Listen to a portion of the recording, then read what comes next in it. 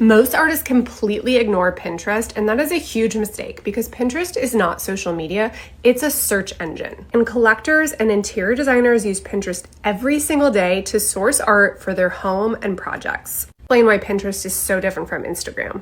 On Instagram, you might post something and then it disappears within 24, 48 hours into the ether, into the feed, never to be seen again, right? Every now and then a reel can pop off a couple weeks after you've posted it, but by and large, it's got a lifespan.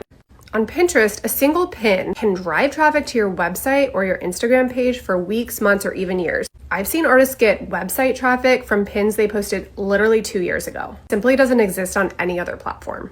Who exactly is on Pinterest? Interior designers use it constantly to source images, inspiration, and actual art for their clients. They're actively searching every day for art to recommend. Collectors also use it to save inspiration for rooms they may be decorating or redesigning. Here's how to use Pinterest to drive art sales. First, make sure your Pinterest is set up correctly.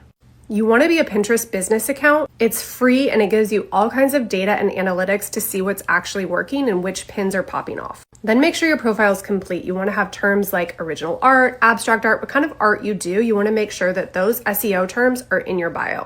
And then when you set up your boards, you want to think like Google. Pinterest works like a search engine. When an interior designer is searching pink floral art for a bedroom, you want to make sure that yours pops up because you're using those same terms in your posts to reach the kinds of designers and collectors that might be investing in your type of art. The more specific, the more keywords, the better. Third, you want to create boards that speak to your collector's lifestyle. A board called My Work is less searchable than something like colorful artwork for your living room. You can still post your work to these boards, but framing it around where your art can live is much more searchable and relevant to the people searching for art on Pinterest. Fourth, you want to pin consistently. You definitely don't need to pin like 50 times a day, but you do need to be on a regular schedule. Even 5 to 10 pins a week will start to build momentum. You can use a tool like Later or Tailwind to schedule out your pins and post them in advance. I'm also now using a tool called repurpose.io.